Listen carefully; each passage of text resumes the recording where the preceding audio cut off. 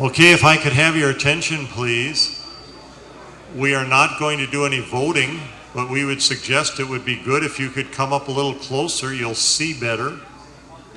They are going to have some slides and so forth, so if you're able to come up forward, I think it might be a little more intimate and a little easier heard. It's not that hot that we can't get a little closer.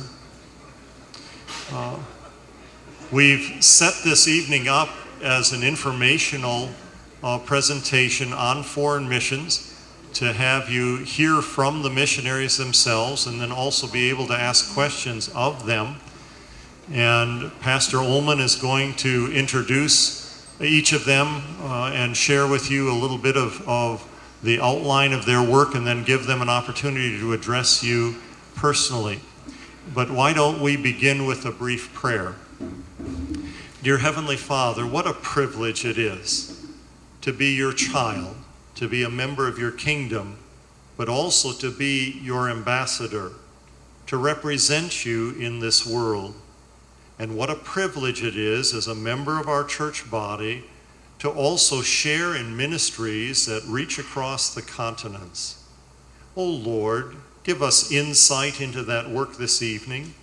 May we be moved to support that work with our prayers, with our offerings, and with our encouragement to those individuals entrusted with these spheres of outreach. Be with us this evening and throughout the remainder of the convention. Send your Spirit to guide us, direct us, lead our hearts in worship and in thanksgiving. O Lord, we praise you and adore your name and thank you for the gift of Jesus. Amen. Good evening. For those of you I haven't met yet, my name is Pastor Todd Ullman. I have the privilege of serving as pastor of Faith Lutheran Church in the greater St. Louis area in Missouri, and also as chairman of our Board of Missions. So appreciate the opportunity tonight to come and talk about foreign missions. On the floor of a convention today, we heard an awful lot about the expanding mission fields, the places where the Lord has given us the opportunity to spread the gospel. And along with those opportunities comes more responsibilities and more work, for which we're thankful for. So one thing I want to bring your attention before we get going, if you haven't had a chance to pick up one of these, this contains a 2-page, we're calling it a fact sheet on each one of our foreign mission fields. So there are 16 mission fields included in here. So it's got some statistics and personnel and kind of the background, the history of how we ended up there, and some of the challenges in each one of these fields. So please take some of these, take them home with you, and it's a good resource for keeping up on our mission fields. And our intention is to keep this updated. So every 2 years we'll update this and have it available at conventions. But so a lot of the information. When we're done here tonight, you want to find out more, grab one of these, find the particular question you might have, and it might be found in here. If not, go to our website. So there's lots of information there as well. So along with the expanding mission fields, and it seems like every year the Lord's opening another door. And we talked about today on the floor of the convention the importance of those face-to-face meetings, and the annual yearly contact and the encouragement that we're able to give, and the direction and along those lines, the training. And so a decision was made, I'm not sure how many years, but within the last 8 years or so, that with only 1 or 2 full-time missionaries, it's going to be very difficult for them to visit all of these foreign fields. And so we've added what we call part-time visiting missionaries, and so we have 3 of those with us this evening, and so they're going to tell us about the fields where they're working, their visitations. We also have our 2 full-time missionaries with us tonight. So I'm going to introduce these men and then turn the floor over to them, and they will each spend just a few minutes telling you where they work, sort of the extent of their work, and some of the challenges and some of the blessings of those foreign fields. So. On the end, David Koenig has not retired. he says that he has been replaced. But Dave is here because he is still our visiting missionary to Myanmar and anywhere else that we ask him to go. He's offered his services that way. His replacement is sitting next to him, Pastor Ed Starkey. Accepted the call last year, spent 6 months in India, and is back on his furlough. And next week we'll be heading back to India with his wife, Janice. Where's Janice? Oh, and his wife, Janice. You should stand too. So, next to Ed is Michael Gurath, pastor of Phoenix, Holy Cross Lutheran Church in Phoenix. He serves as our part-time visiting missionary to Kenya and Uganda. Well, you'll tell him. He's going to Kenya very soon. So, and he spends 4 to 6 weeks as his call to visiting Kenya and Uganda. Pastor Nathaniel Mayhew, pastor of Zion Lutheran Church in the Atlanta, Georgia area. He is our visiting missionary to Tanzania. And Pastor Matthew Udy. How many years has it been now? 5? 6. So in 2008, he was called as our second foreign missionary to India. So he spent the last 6 years living, working in India. He's also our visiting missionary to the West African countries of Nigeria, Togo, and Ghana, as well as the Democratic Republic of Congo and Zambia and Zimbabwe. Also mention that Ed Starkey has made some visits to that distant land of Canada during his furlough. So, and then Pastor, we should also, Matt has a wife as well. Vanessa, is she here tonight? All right, she's at the movie theater. Be sure to tell her we thanked her tonight. And then Pastor Mike Rail, pastor of, what's the name of the congregation? St. Paul Lutheran Church in Bismarck, North Dakota. He is our visiting missionary in contact with Pastor Juan Jose Olvera in Mexico right now. So we'll start with Pastor Rail, and he'll fill you in on the work in Mexico. If this is disjointed, I was sitting up in the bleachers earlier today, and Todd leans over and he said, "You got my email, right?" No, I didn't. Well, you're giving a presentation later this afternoon. I was first Juan Jose, and his name isn't Juan, it's Juan Jose. Olvera, I got an email from him, I think it was October of 12 or 13. And it was the first time I'd gotten an email that didn't ask me to launder $100 million from a Nigerian warlord. So I answered it. He sounded sincere, and turned out he was very sincere. He said he had contacted the CLC 10 years earlier. He was connected with the Wells-affiliated IELC, Iglesia Luterana Evangelica something or other. You don't know, I could have said anything. It's the Wells group that was there. He had doctrinal problems with them. He had left, and he wanted to explore fellowship with the CLC. In February of 2013, Board of Doctrine Chairman Dan Fleischer and President Mike Eichstead and I went down to visit with Pastor Olvera in Progreso Nuevo, which is right across the border from Dan Fleischer's old stomping grounds in Westlaco. And just these little side things we see. There's a member down there, some of you know the Havdas down there. Hans Havda agreed to go with us. He's quite fluent in Spanish, but he also said, "I know this guy." And he introduced us to a guy named Baldo, who was very fluent, very bilingual. I think he grew up in El Paso, in that area, back and forth across the border. Interestingly enough, tell me when I got 5 minutes done. Interestingly enough, this guy had been doing evangelism on his own, and just goes into the barrios and some of the other back alleys and just talks to people. Well, the only other people that do that are DEA officers.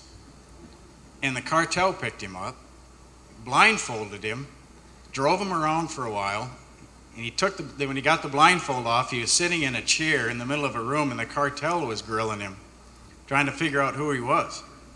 And he finally convinced them he's just a missionary. And the guy is screaming at him. He says, "Don't you know that we could have killed you?" And he said, "Well, then I'd know where I am." So from that time on, Baldo could go anywhere. He had carte blanche. He could go back and forth across the border. He's pretty well protected. So he accompanied us, and he did translating, and then Hans Habda is fluent enough that he could tweak a little bit or fine-tune, and Baldo would ask him, "What was that again?" And so we got to start that way. We continued correspondence with Juan Jose and Pastor Oman. The mission board general thing that they like to do is have face-to-face meetings. So Pastor Oman set up a face-to-face meeting. We went in January of this year, and this time we flew into Torreon, which was his hometown at the time. Pastor Oman and I spent 5 months visiting with him. It was days? It seemed like months. Sorry. We spent 5 minutes. 5 days visiting with him, and it was neat. He took us around. It's just a huge area. He took us around. We got to meet one family in their home. The grandma of the family had surgery. They hadn't been there a while. We gave them communion. Delightful. And then we had an evening service. Just to give you a little color, and this is nothing to what these guys have been around in other third world countries, but this is the first time they tried to have an evening service, and the light bulb was in the other room. So they had to move the church into the room with the light bulb so that we could have service in that room. And it was neat. All the hymns were what we knew, only in Spanish. Todd tried to sing them. I did not. Anyway, during the course of the meetings, we talked about different things. He had at the time 3 men that he wanted to train that were interested in training for the ministry, and that turned to 4. There's one that's studying both medicine and wanted to study doctrine, pre-theology, to see which he wanted to go into. Pastor Olvera then had contacts in his former congregation in Juarez, which is right on the border across from El Paso, and he had to make a decision because of the money available. He is working a secular job. He had to make a decision because he didn't have enough money to get back and forth from Torreon to Juarez. So he made the decision just a couple of weeks ago to locate. He moved his family up to Juarez. And he has 2 men full-time in the seminary there. The mission board, through the MDF, provided enough texts for all the guys that they're trying to train. So they do have Bible texts, and he's very interested in beginning a seminary there. He's starting that.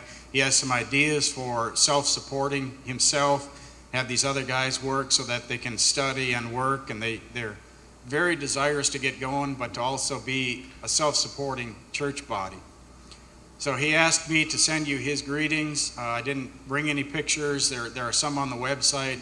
The rest of the history is also available there. Do you want questions or? Pardon? Cuba. We're not able, obviously, for political reasons, to go into Cuba. The Mexicans are not under that same constraint. So what the Wells affiliated group has done is they've sent Mexican nationals over to Cuba. Recently, 3 men that Juan Jose had instructed over there that he had taught doctrine to as part of that program left Wisconsin Synod.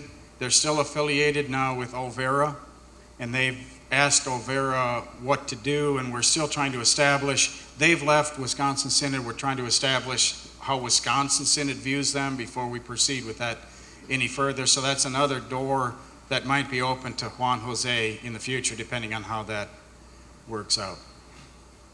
Any questions? Pardon? Okay. So I probably should have laid out the procedure here. We're going to let each one of the missionaries kind of tell their story, and then at the very end, you can ask questions. But we've only got an hour, so as you see, these men can talk and talk and talk, and then talk some more. So let's bring up Pastor Nathaniel Mayhew. So he is our visiting missionary to the East African country of Tanzania. Thank you. Our work in Tanzania has a start long before I was involved. I was called by the CLC to be a part-time missionary, also to replace Dave Koenig. It takes more than one man. And things have developed over there with a lot of ups and downs, like we've seen in other countries as well.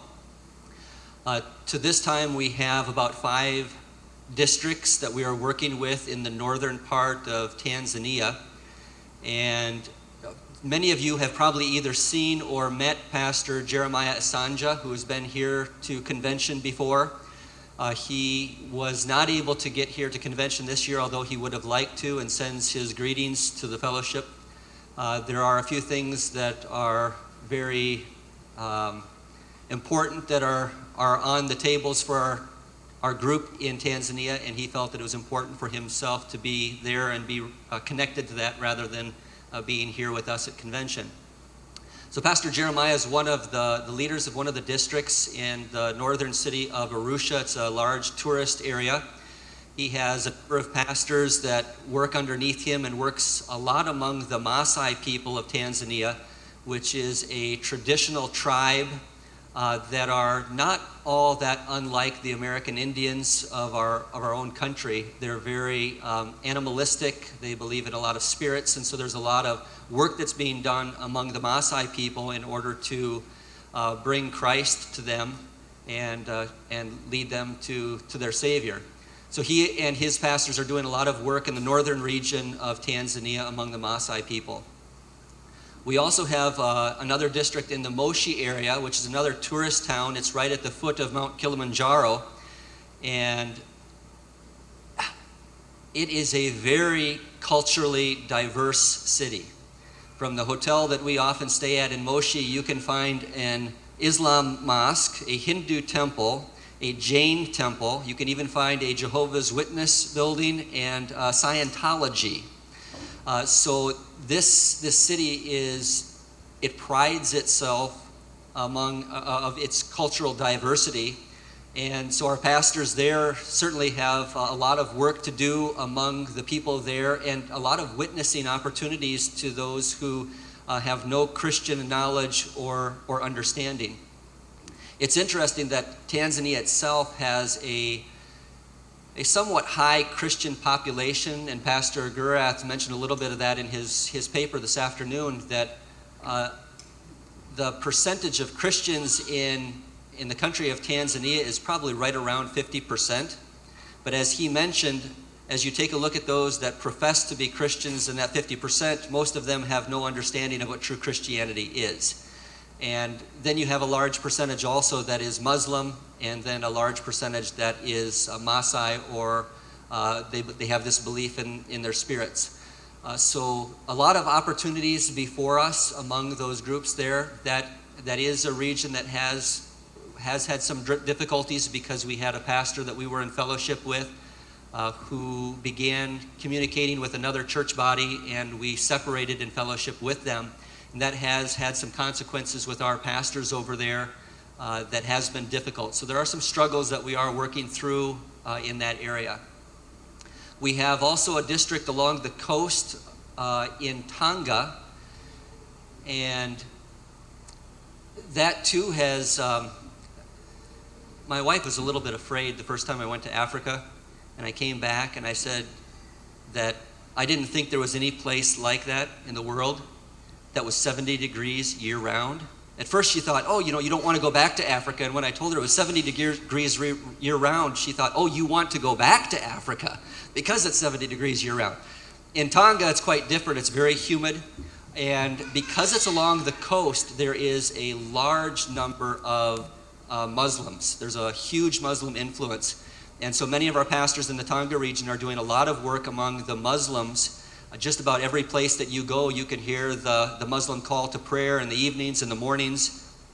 The Muslims run much of the bus lines, so there's lots of opportunities to run into the Muslims and witness to them. And so that's a real opportunity for us as well. And then we have a new district that is just started this past year with Pastor Mshana. the group that goes over, that Pastor Oman organizes, the Mission Helper Group, spent some time in Pastor Mshana's area a couple of years ago when they were in East Africa. And he is a wonderful organizer. He is very on the ball and is involved in training and teaching. And so it's a joy to work with him and to see the work that he's doing. And that's in the region between Mount Kilimanjaro and the coast of Tanzania. And so there's certainly a lot to keep in your prayers, and a lot of opportunities that the Lord is giving to us in that region among those who profess to be Christian but really have no Christian knowledge or foundation like we do here in the United States, and also among those who are not Christian. Pastor Rail said that his stories wouldn't compare to the ones in Africa, and I don't have time, but if you catch me afterwards, I'll tell you about chickens running around in matatus underneath your feet, and children sticking their heads out of matatus and throwing up, and it coming back in the bus on the next row back. So if you'd like to hear some of those stories, you can catch me afterwards.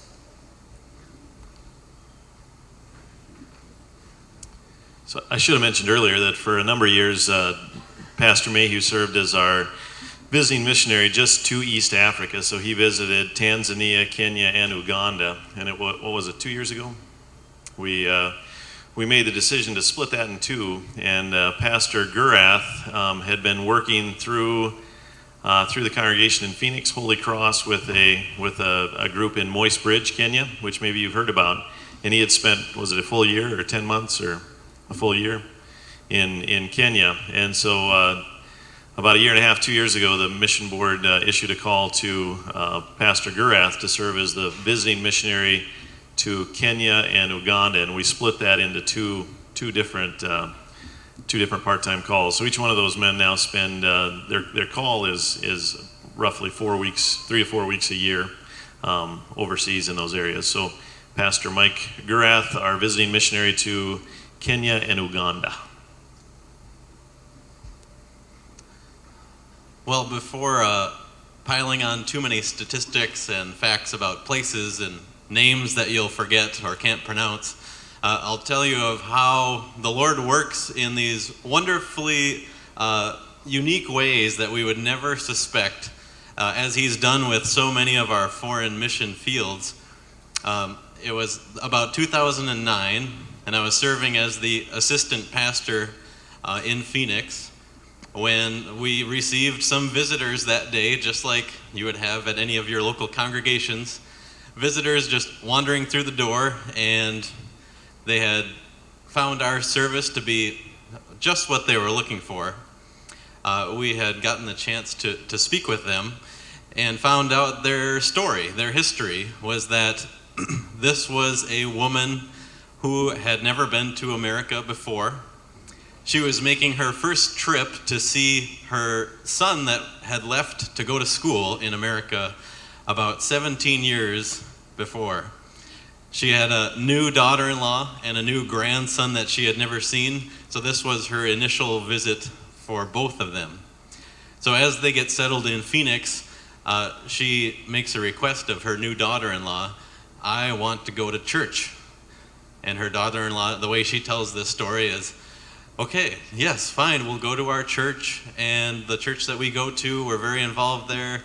And as she's explaining this, her mother-in-law interrupts, "No, I want to go to a Lutheran church."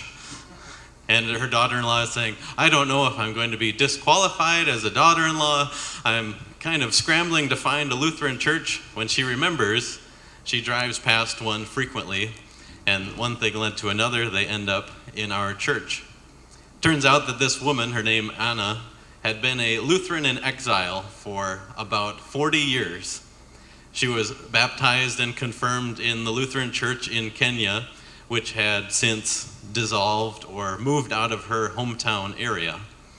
So after a number of months where she was visiting at the Phoenix congregation, we got to talking with her. Pastor Del Moss put together a plan and said, "Why not?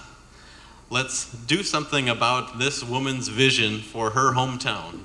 She had already had land she donated. She had started building a church. She wanted to build a school. She was already having the ball rolling. And in my position, I couldn't think of a reason not to go. I was free to do it. So that's how I ended up in Africa initially. The great thing, the neat thing about that opportunity, being there for over the course of about a year and a half, I was able to take an entire congregation of about 35 people all through confirmation class at the same time. And my last Sunday there, where I was there full time, I got to confirm and celebrate the Lord's Supper with an entire congregation that was received into communicant membership, able to examine themselves according to the word of the Lord and profess this same faith that we do. Truly a remarkable experience. So while I was living there, I was able to travel down to our temporary seminary, which is located in the Kisi area. If you know Lake Victoria, it's just on the west side or east side of Lake Victoria. That was opened as a result of the Hemo Seminary being shut down. So gentlemen, about 8 to 10 of them meet there 1 week a month throughout the course of the year. So in addition to serving the congregation, helping establish the school, I was able to go down and help instruct at the seminary, which is still continuing on today. A couple of other statistical things. We have 2 primary schools that operate, one in the Otago area, one that has been well established for many years now. Members from the Mankato congregation were able to spearhead that some number of years ago with the initial building and helping out in that way. That school is preschool through 8th grade, about 230 students enrolled there. Many of them otherwise not able to get any kind of education, much less an education that's centered around the true Word of God. In addition to that, the school in Moisebridge is coming along. It's preschool through 5th grade, and they already have 213 children enrolled there.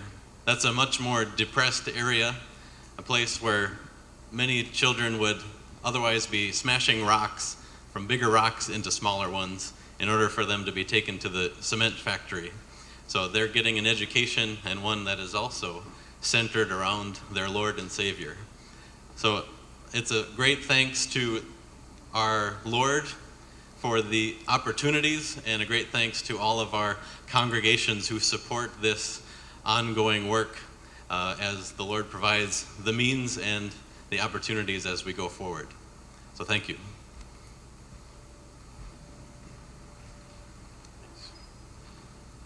So, just the couple of stories that have already been told tonight give you a pretty good picture of how the Lord has opened doors for us to do mission work around the world. And to my knowledge, I don't think anybody on the mission board or the CLC in general has ever taken out a map and said, let's go do mission work here. It's been an opportunity. It's been a door that the Lord has just obviously opened, as you heard the story here and you heard the story here. And we could probably stand here and tell stories about, I think there's 16 different mission fields represented in that handout that I was talking about before. And that's a wonderful thing. And one of the things we talk about in our board of mission meetings, almost every meeting, is if the Lord opens the door, just gives us an obvious opportunity. And these opportunities generally come in someone asking us, come teach us. And, how do you say no to that? So you find a way. And sometimes it's a big way, and sometimes it grows from a small way into a big way, but the Lord continues to open those doors. So David Koenig Pastor David Koenig replaced David Koenig. I don't know how to refer to you. He is a servant. So he is currently serving as our visiting missionary to Myanmar. So why don't you come and tell us about that in 5 minutes. 4.5. Okay, so I'm not going to tell you about Myanmar. You read about it there, but it's very exciting. But what I want to tell you about is something that's outside the budget.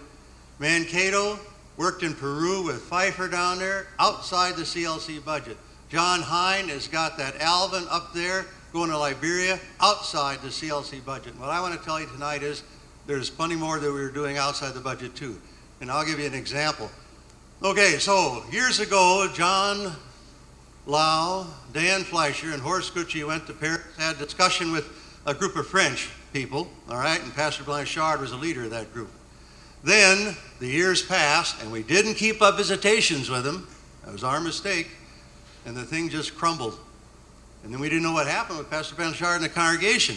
Well, about a year ago, Pastor Gucci, although he left our synod, I'm still friends with him, he told me, well, you know, I've talked to Blanchard, and he still thinks he's CLC. He still agrees with you. I said, well, all right. And so I sent him a Christmas greeting. From that Christmas greeting, then, it began. And finally, then, Pastor Gucci and I, we went over to Germany this last September on the way back to India, and one of the goals was to visit Pastor Blanchard. Now, what I did was not paid by the synod, but it was agreed to by the president, and I was authorized to do this. I visited Pastor Blanchard. We had doctoral meetings with him, and I apologized to him that we lost contact with him. He went through a time in his life when his wife divorced him, took everything he had, and there he was destitute. And so he goes to his friend Philip Wolf in another Lutheran church and gets help. We were in fellowship with him. We are the ones who should have helped him. So as we had this doctrinal discussion, and I found out these things too, I apologized to him.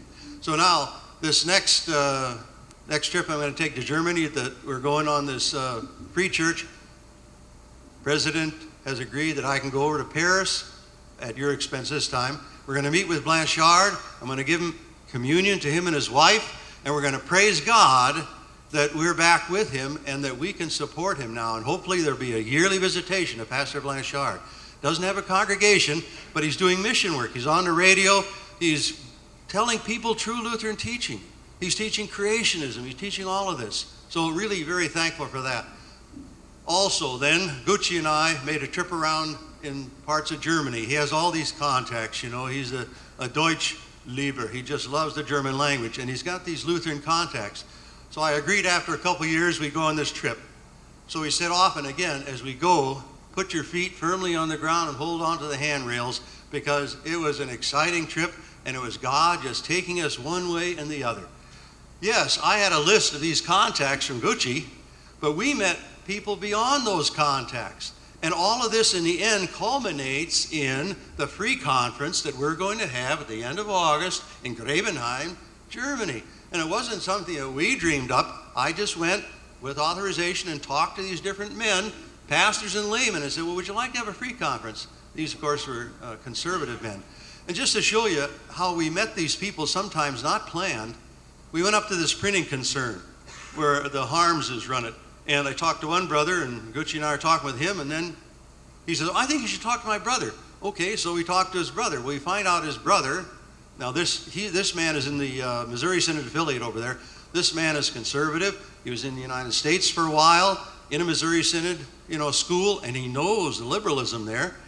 And so we're talking to him, and you develop that kind of camaraderie. You develop that relationship. He's delivering one of the essays at our free conference because we know that he's going to be a good man and he's going to speak what is true.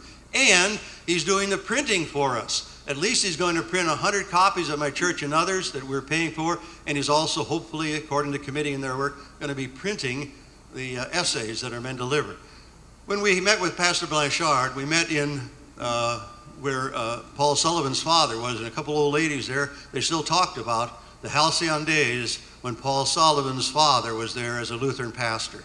And so we talked with Blanchard to his friend Philip Wolf. Philip Wolf is going to be one of our essayists. He's in the Missouri Synod affiliate was the Synod of France and Belgium. But he's going to be giving a good essay, and we're expecting a lot from him. And when I go through these men, don't think that maybe the Lord isn't going to bring some of them into fellowship with us. That's, of course, our goal. We're traveling along, okay? And Horst has these people. I'm going to tell you personally what I benefited from this trip, too. We're traveling along, and Horst stops at this one place, and he knows this guy. And also, incidentally, the guy who drove us around drove us for nothing. Nichts, kein Geld. Es war frei für mich. It was free, okay? This is wonderful. That's the Lord's hand. Anyway, we stop at this one place. This guy's a layman, belongs to what we call the Brüdergemeinde, which we're trying to work with and see how we can work with them. And anyway, So we go in the house, and as we're going in, here's the kitchen, and there's 2 plates sitting there. So obviously the lady had been preparing the meal for her husband, okay? Well, the husband, wonderful guy, friendly as all get out. He says, well, come on over, show you the church we're building. And they're building this beautiful church. Now, this is a small Brüdergemeinde congregation. It belongs to 50 churches. They don't belong to the state church. And they're building with all their own hands. They got heating coil that they're putting in the floor. Just wonderful. Okay, we get back over the house.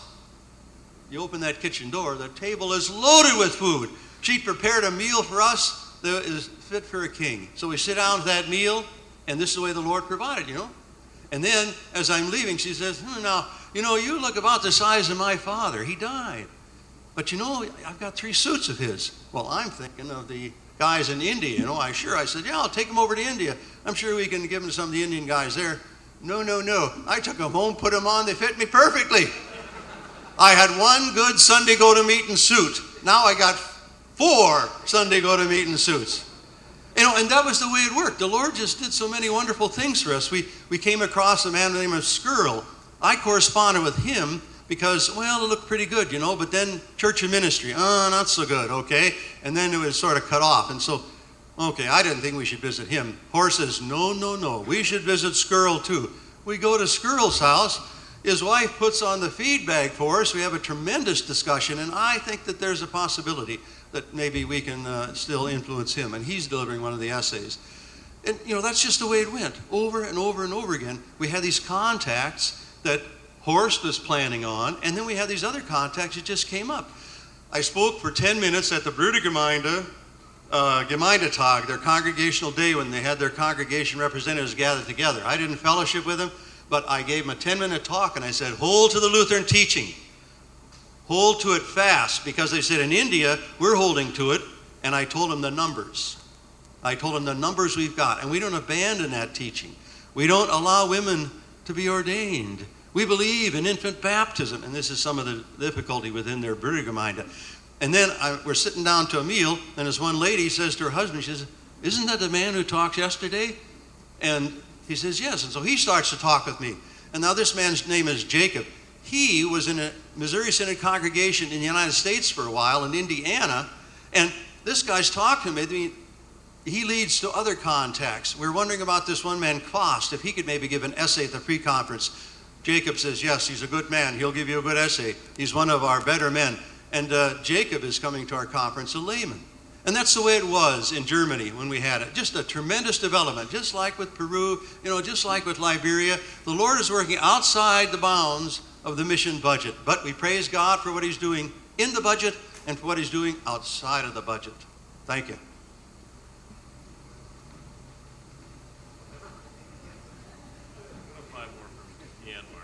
Oh, you want Myanmar? Real quick. We have 5,600 members in Chin State up on the border of India. They were Baptist. 2 Lutheran pastors came over, changed them over to the Lutheran teaching. Then they were looking for more conservative. They appealed to us. 2008, Larry, Mark Bodie, and I met with them. We had doctrinal discussions. We had correspondence in detail over a long period of time.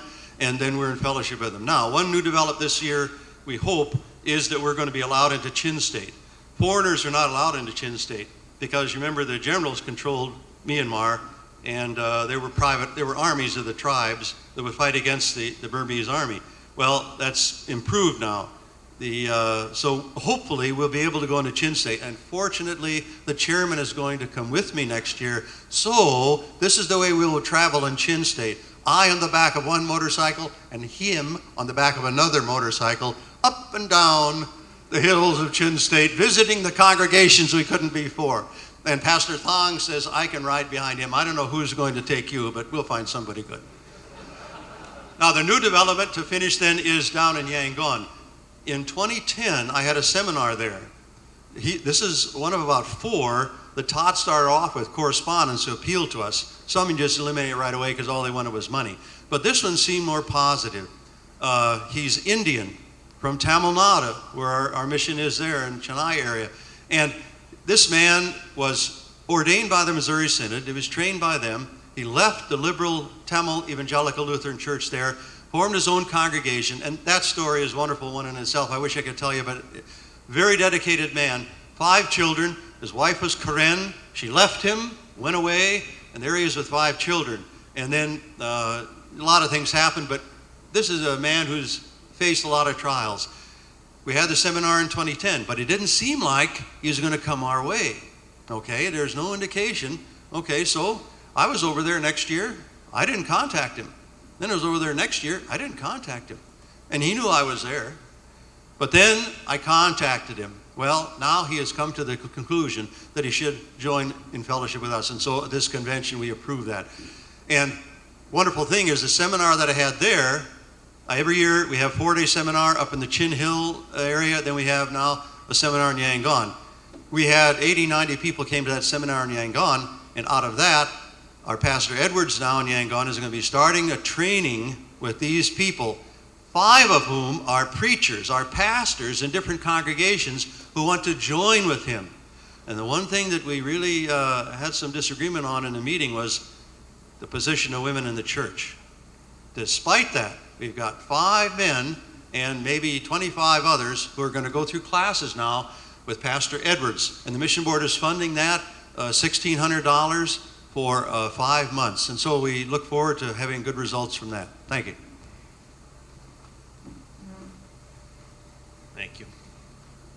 So we'll now bring up Ed Starkey. We're probably going to go over our 1-hour limit, but that's all right. So feel free if you have to go somewhere at 8 o'clock. Don't leave before, though. So Pastor Ed Starkey has served 6. Do you want to go first, or? Okay, I thought you maybe had pictures lined up. So Ed's finished his first 6 months in India along with Janice, and we'll be heading back next week. So Ed. He wore me out in just, what was it, about 30 days. My wife and I thank the Lord for our call.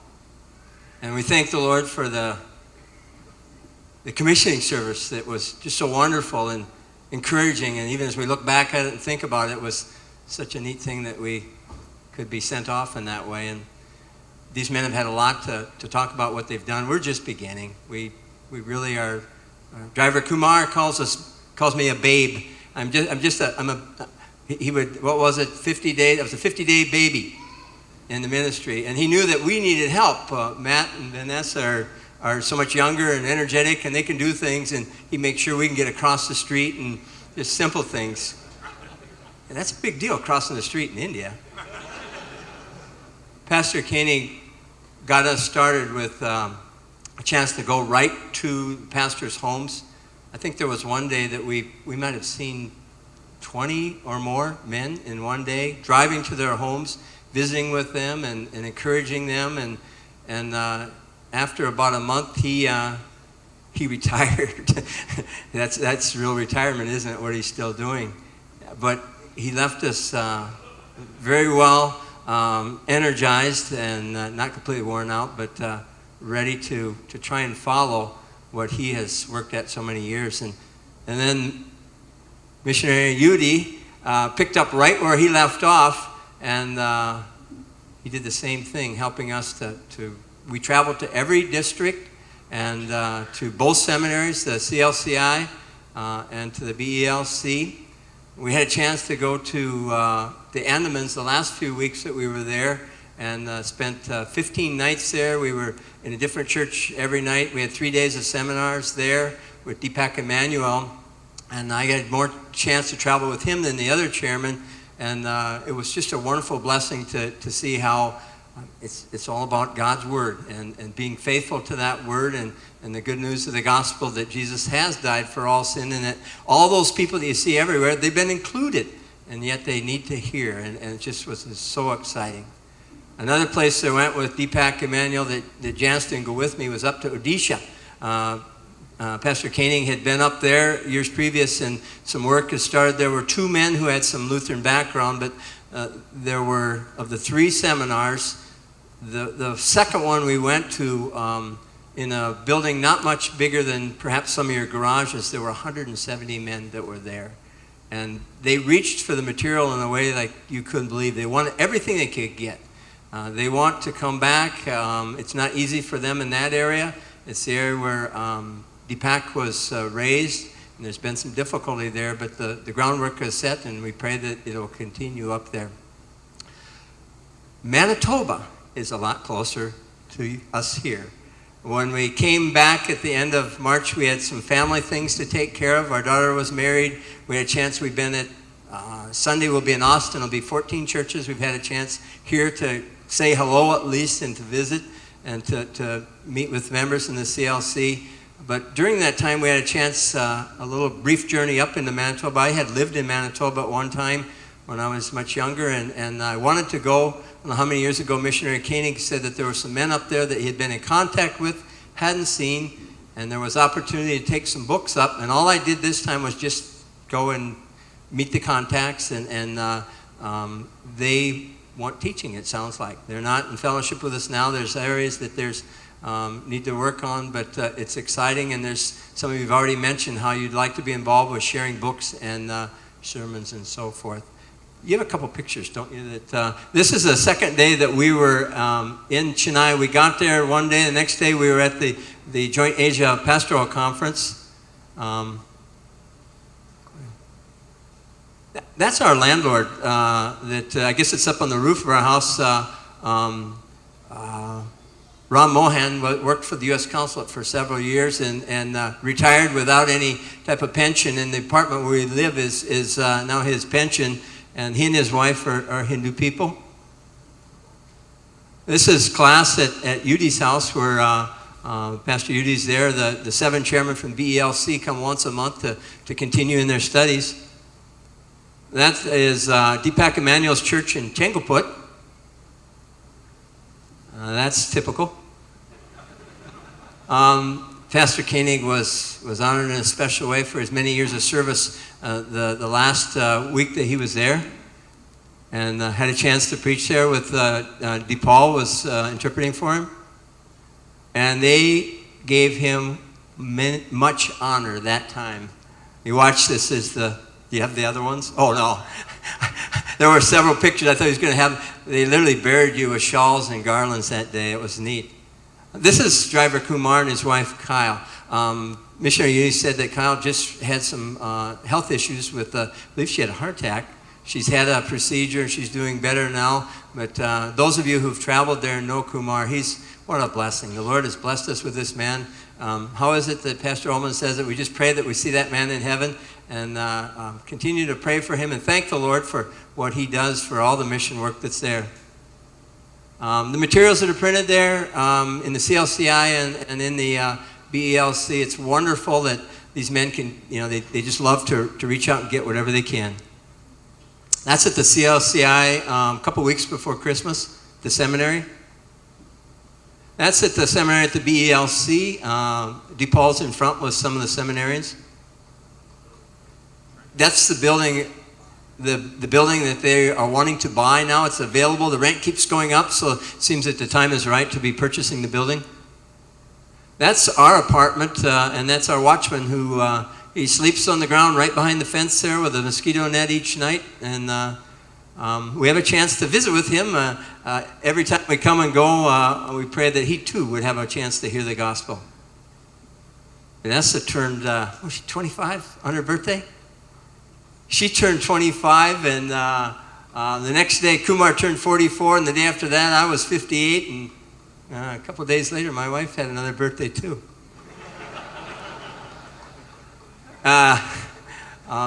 Jody sent this picture. This is, my wife says this is a maxi van. The children are wonderful there, even the older ones. This young girl is in high school, and the uniforms are something that you notice all the kids on their way to school. This picture's in here. It just shows the work that's been done, part of up at Myanmar, where Pastor Kenny was just talking about. You've been all over India, and in the short time we've been there, it's amazing the places we got a chance to go. And again, we thank the Lord for the opportunity, for your encouragement, and for your prayers. Yeah, this couple here, this is David Weber from, he lives in Labrokri, Manitoba, and his wife, they were born in Kazakhstan, moved to Germany when the Soviet Union broke up, and they've been in Canada for about a year now. They are ones who are requesting help. they've grouped out 100 that they meet, and they basically read sermons. This is another one of the churches there. It's a Lutheran Brethren church. I broke fellowship with the Lutheran Brethren Church in the United States. There's no connection with this church. In fact, these people didn't know about the Lutheran Brethren in the United States. It's a larger group of people. Paul Herman is the man who is the contact there. They wanted to know how they could help us, and yet at the same time, they still are reaching out for wanting teaching help themselves. That's the inside of their church there. And that's it. Thank you. You know, one of the privileges that we, the members, I think I can speak for all the members of the Board of Missions, that one of the great privileges we have is getting to work with these men and hand in hand, shoulder to shoulder, and to witness their gifts. And when Dave called me a couple of years ago, and wanted to discuss his stepping down, I think he referred to it as, he's changed that several times, what he wants that called, but. You know, of course, I tried to talk him out of it, and I think we succeeded for about 3 months or so. And then, you know, you worry because we're sinful, and we have that flesh that thinks we have to control everything and we're in charge. And then all of a sudden we call a number of men, and then all of a sudden Ed is led to accept that call. And what a privilege now. Not that I would not like having Dave around a little longer, but. Had Dave not stepped down, Ed would not have taken that call, and I would not have the privilege of working with Ed. And so thanks, Ed, for accepting that call, and thanks, Janice, for sticking with him. And it's been really great getting to know Ed and Janice and working with them. And we should all thank the Lord that He has provided a replacement for Dave. So this is Matt.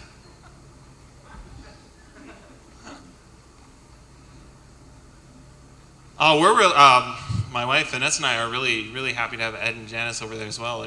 Again, not that we're glad that Dave is gone, but Janice is always so happy. She loves sitting up on the roof of the house and soaking in the sun, and then she just gives, she soaks it in and just gives it off. She's always so happy and encouraging about everything.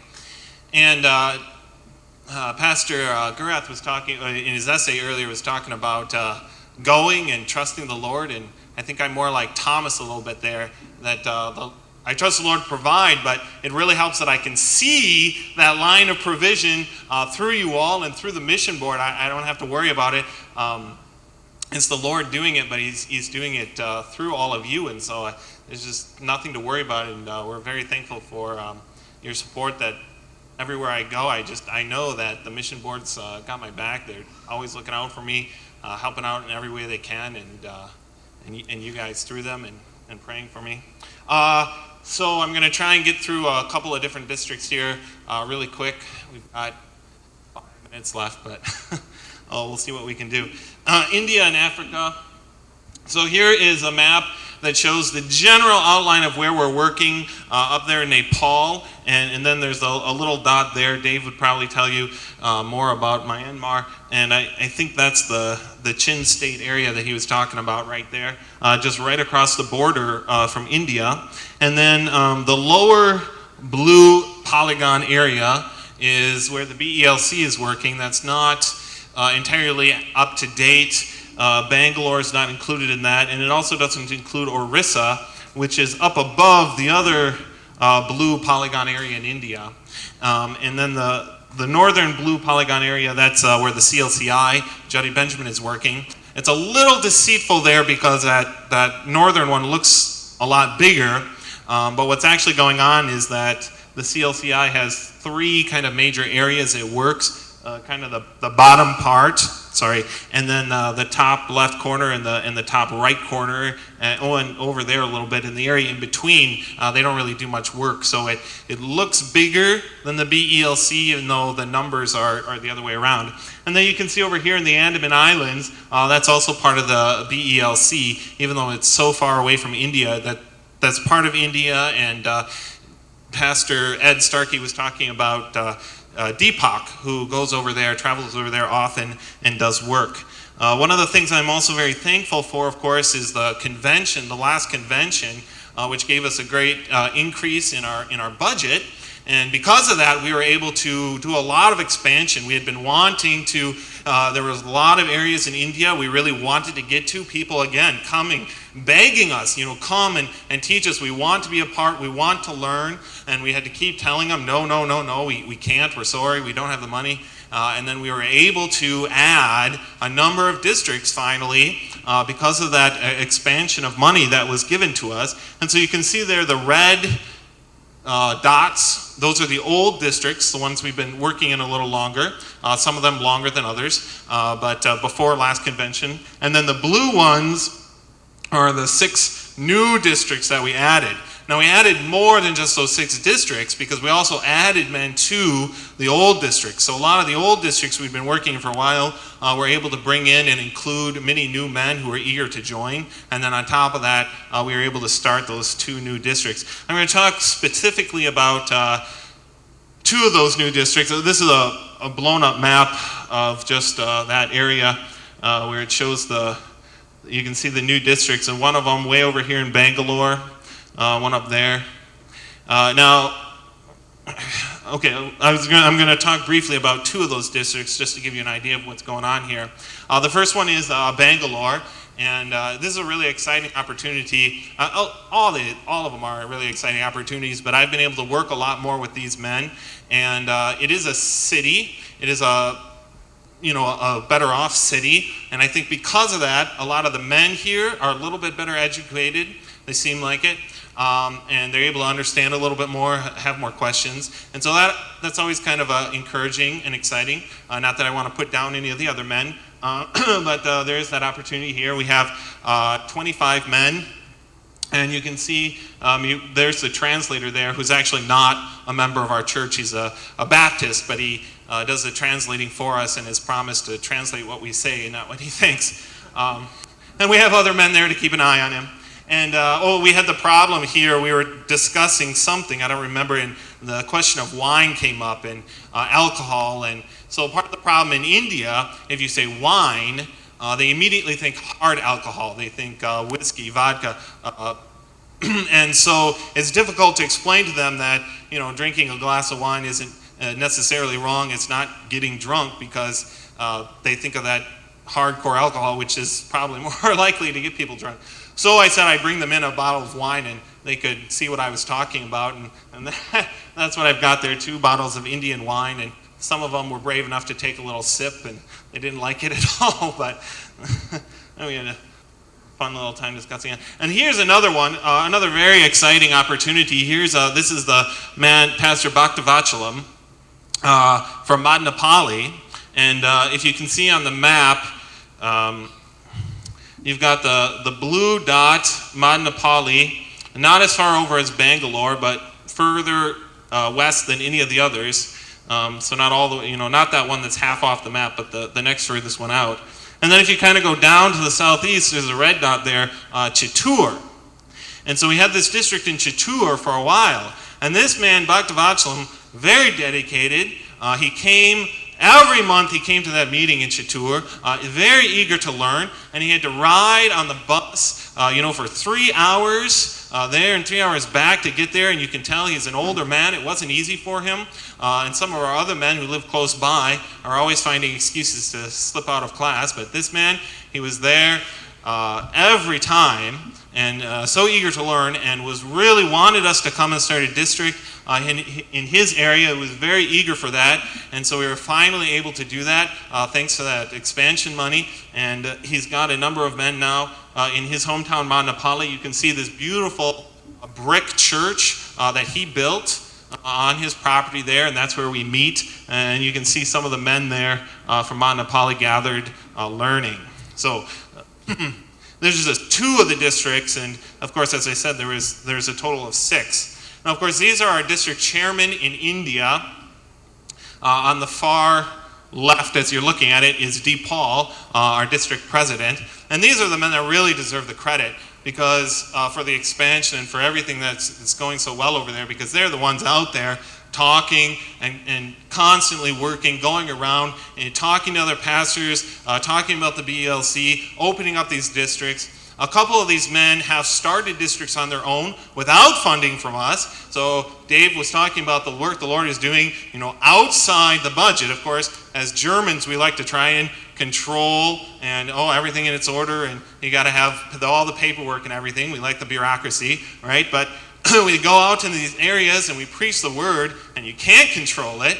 There's just no way. God takes these people, he moves them. We're going to hear about another man, very similar circumstance. And so Moses, kind of in the middle on the bottom there, he's got a group he's working with, and he wants us to pay for that, to start that district. But we say, oh no, we used up all of our extra money now. We can't start any new districts. Well, it doesn't deter him. He goes out there and he has that district there on his own, and he's doing some work. And Victor, the man in the back on the left, again an old man, but he travels all the way across India to Goa. That's all day plus in the train, and he does that, and he's working with some men over there. So very dedicated men, very eager to spread the word. So moving on to Africa quickly here. In red, you can see the three countries we're talking about: Democratic Republic of Congo, Zambia, Zimbabwe. And usually I've been visiting them once a year now. Just for the last couple years, I haven't been doing that very long. So I'm still trying to learn that area of the country and learn those men. And I'm very grateful for the resolution that was passed earlier today to allow me to continue doing that. I was a little afraid I wouldn't be able to do that, and we're just starting to get going in a big way there, and it would have, I don't know what would have happened. I would have had to write these people and say, no, sorry, I can't come, and it would have been a very difficult email to write, so I'm very thankful for that. Here you see some dots. So the red dot on top is Lubumbashi in the southern part of Democratic of Congo, and that's the headquarters for both of the church bodies that we work with in the Congo. We'll talk about those in a second. And then just down from the red dot is supposed to be green. Color doesn't show up well there, but it's supposed to be a green dot that's right on the border, like an hour from Lubumbashi. That's where whiskey is, and I'm going to be talking about whiskey, so just remember that name. We'll talk about it in a minute. And then across the border from Congo there, the next dot, kind of a grayish color there, I guess, and that's Kitwe, where Yumba, and again, we'll talk about this again in a second, Yumba has been going across the border and working with some men there. And then you keep going down, you get to Lusaka, right in the middle of Zambia, capital of Zambia. Ibrahim, we'll talk about him in a minute. And you keep going down further, that second red dot, that's where Victoria Falls is. We don't have any work there, but it's a splendid site. I do have one picture of Victoria Falls in there. And then further down, you have Bulawayo, Zimbabwe, where Liberty Atawa, hope I said that right, is working as well. So here we have the ELCC with Pastor Muzakuza, and those of you who have been following the mission reports over the years will know that we've been having a lot of trouble with him and with his church and with the other church there, and I won't get into that except to say that it does seem like we're coming out of that now. It does seem like he is leaving those problems behind, and we're finally starting to move forward. And you kind of have both sides of the coin here in Congo, because we talked about in the convention this morning, we talked about how, you're having these problems, and if we don't go visit, they're going to slip back into these problems, and we need to be there to encourage them, to help them to grow. And so you have this one man where we've had these problems, and we need to go because of the problems, because we want to continue that growth. But then we also have examples of the opposite here with Pastor Yumba, Pastor Ibrahim, where it doesn't seem like there's any problems. It seems like, these guys are such great guys, and they're doing this on their own, and surely if we left them alone for a couple of years, they'd still be doing the work. And so maybe we could save some money there. But on the other hand, where would you rather spend your money? You want to spend your money fixing problems, or do you want to spend your money encouraging and being with and helping these men who are so dedicated and confident in the word? And then on the other hand, the devil likes to attack us, right? When we think we're the strongest. So even if we think they're doing well there, it's easy if we're not there and they aren't learning and growing in that word, it's easy for Satan to slip in false confession and false doctrine. So it's just so important to continue to visit here. Here in this picture we have on the right in the leather, kind of back behind me, is Yumba, who is the leader of the other church in Congo, the CCLC. And then on the other side of the King's School sign is Ibrahim, who you'll remember works in Lusaka. And so you have Yumba up there in Lubumbashi, and you have Ibrahim down in Lusaka, and they're often in contact together, and they work together too. Kitwe is across the border in Zambia, and that's where Yumba does a lot of work, but Ibrahim comes up and helps them out, and every time I'm there, Ibrahim comes up and meets us there in Kitwe and joins in those pastoral conferences. And then, down in front of Ibrahim, you have Trezor. Sorry, I forgot his name there for a minute. And now, Trezor is also from Lusaka, and he's a young man who went through the seminary of the, the name's just... Charles Wesley. Sorry, what? Methodist, thank you. It was right there. Methodist Church. So he went through the seminary of the Methodist Church, and then he met Yumba. He started talking to Yumba. Yumba was trying to teach him Lutheran doctrine. He already knew who Luther was from the Methodist seminary. And the first time we went, and the first time we met him, he told me, Luther brought back justification and Wesley brought back sanctification. And I said, well, now hold on a minute. Let's talk about that. So we had a little bit talk about that, and we're hopeful that, and he's very energetic. He's kind of Yumba's little helper now, going around learning from Yumba, and we're very hopeful that he will learn good Lutheran doctrine and help out and join us there as well.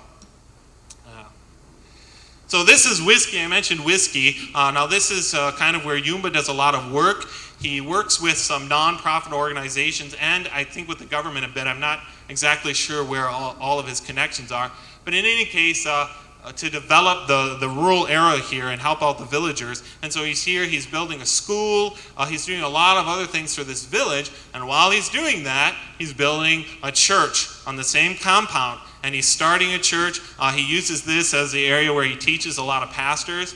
And he really, really wants to build a school and to start a school. And he's very eager and going forward with that. And that's another reason why it's so important to get back here. It's hard enough to help these men out and to move forward on these projects where you're only visiting them once a year, and you're trying to make these decisions, and then, the mission board has a lot of questions and a lot of things that have to be figured out, and you can do some of it over email, but it doesn't really get done until you're back there on the ground to see the things happening.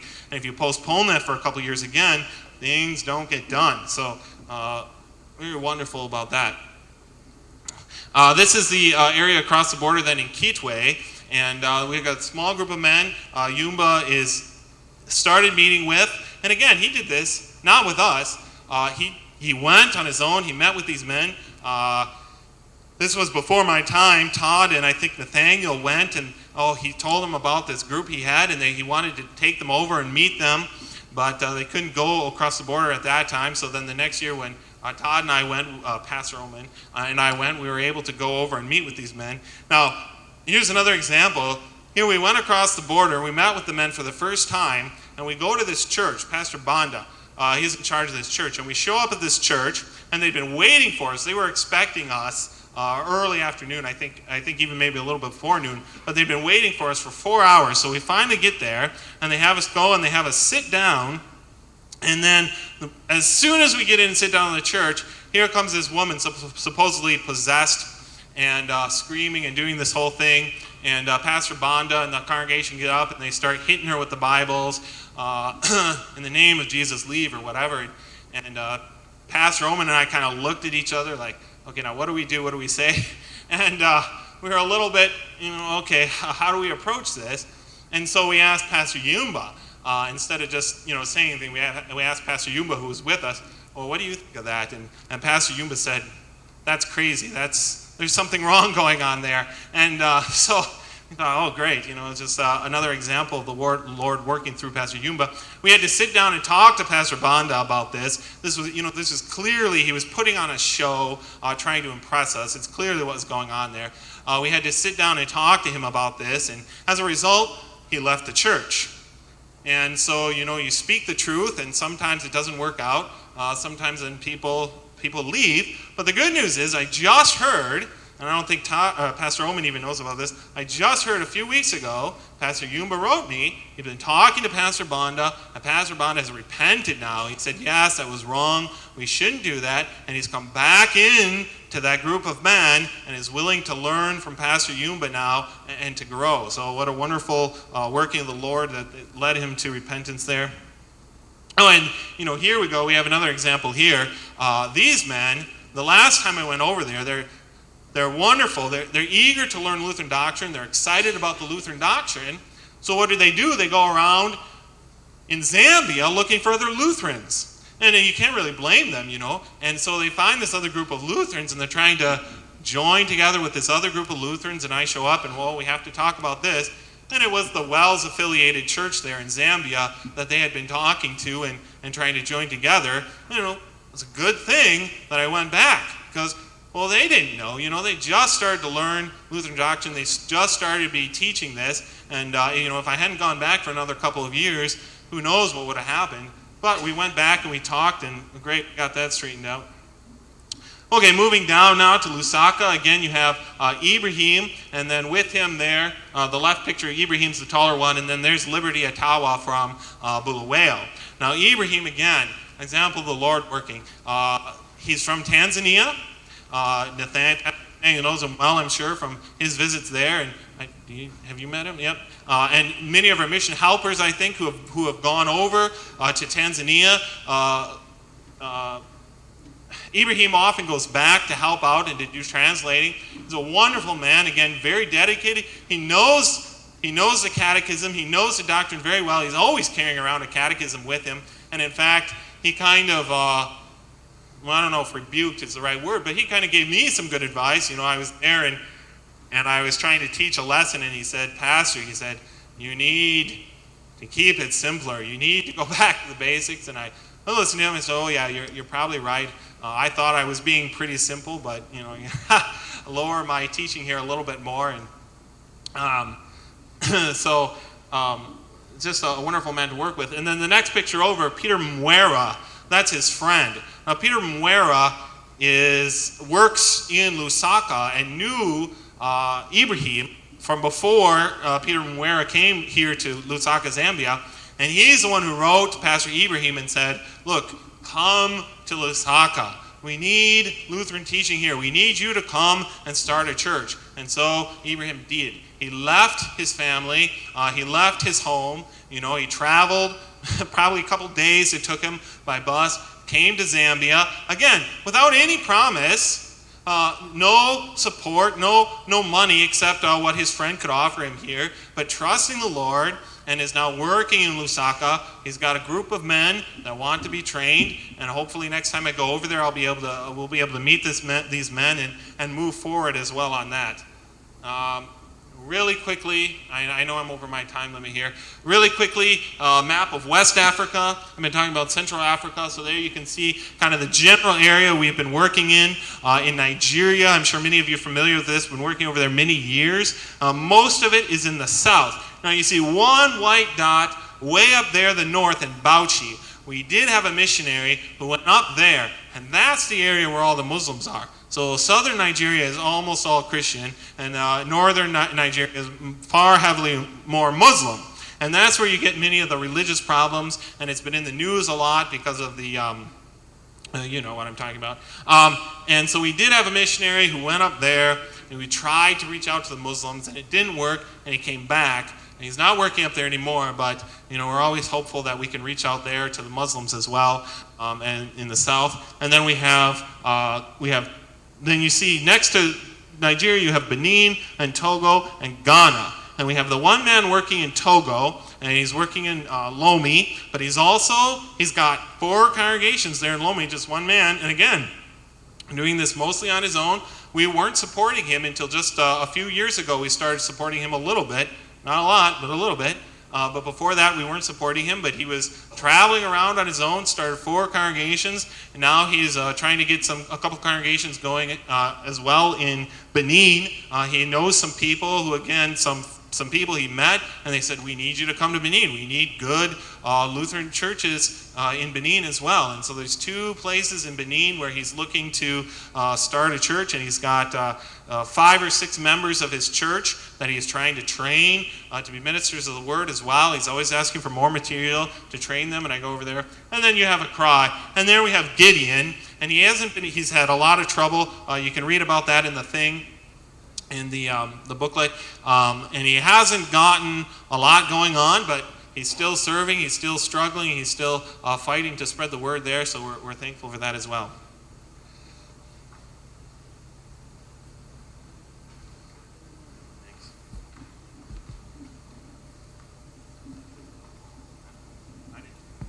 Oh, it's still on.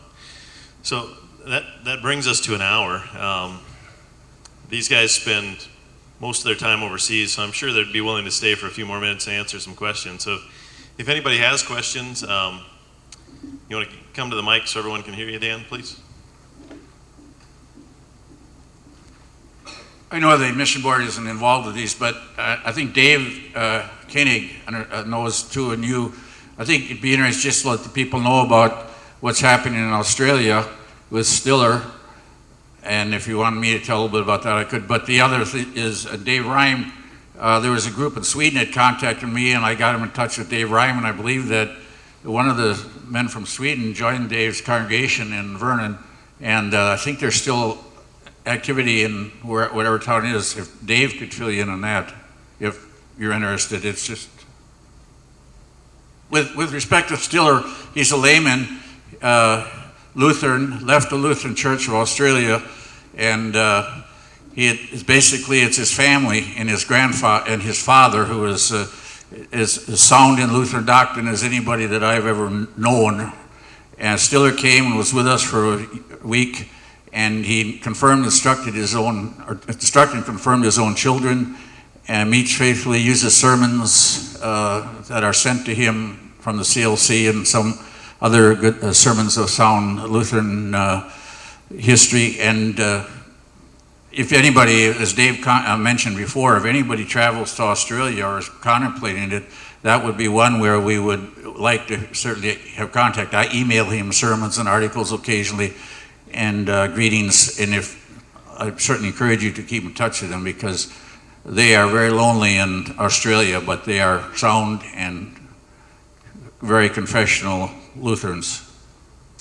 Thank you. Yeah, just one more example of how the Lord's opening doors for the faithful preaching and teaching of God's good word. It's all over the place. So all we can do is thank the Lord and seize those opportunities wherever and whenever He opens those doors. So, any other questions?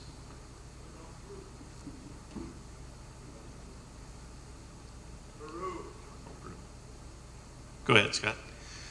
I have a question for Pastor Rail. You mentioned Juan Jose had some doctrinal disagreements with the wells in Mexico, but I'm wondering if there were any on top of the ones that we already have with them. Pastor Rail shook his head and said no. So, you want to give a quick update on what's going on in Peru? I know we've prayed for that and had that in various reports over the years. So. At the present time, though, our work in Peru is at a standstill. Daniel Pfeiffer was down there for 4 years, came back, and he had a lot of different contacts, but it was different people basically every year. People would move in and move out, and things did not seem to be progressing. And our original contact, Demas Vivanco, very, very nice gentleman, but when he was up in our area and became our contact, he originally invited us down to start a church and to turn a private school that he owned into a Lutheran school. He assumed at the time that his wife, who was the head of his school, would be all in favor of this. She is not. She is solidly Roman Catholic and has not been involved, and in fact hindered a good bit of our work there in the school. A lot of good work was done by Daniel, and a lot of seeds were sowed. But when we talked to Demas this last summer, well, no, excuse me, this last December, winter, and asked him, we need to develop a plan. What are the things that you are willing to do? What would you suggest? And basically the response was, well, you should send more than one person, and you should spend more money down here, and then things will go better. And that was not the answer that we had hoped to have. There may be more work done. We're still visiting back and forth. We did have an invitation from an entire village up in the northern, or up in the Andes, that I visited when I was down there the last time I was there. And then Professor Gullerud, Joel Gullerud, and his Peter Evenson went, and you went up to that village as well. I think we're well received, and we were given an invitation to come and to present a vacation Bible school type program to them. That invitation is still out there, but at this point we are not actively pursuing that. Daniel is in contact via internet with some of the people that he was instructing, but the most promising family contact moved from Lima to the Amazon right after he left. And again, that was one of the things that seemed to indicate we weren't going forward at this time.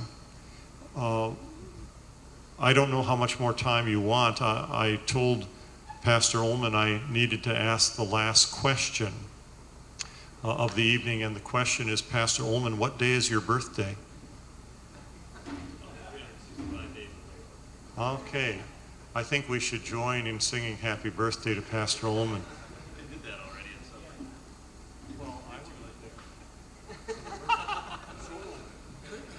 Well, okay. So you have been officially greeted. I won't embarrass you. Well, why not embarrass him a second time? Happy birthday to you. Happy birthday to you. Happy birthday, dear Todd. Happy birthday to you. I would suggest that you talk to the men privately if you would like, and we'll set you free because we're already 25 minutes more than we promised. Thank you for coming.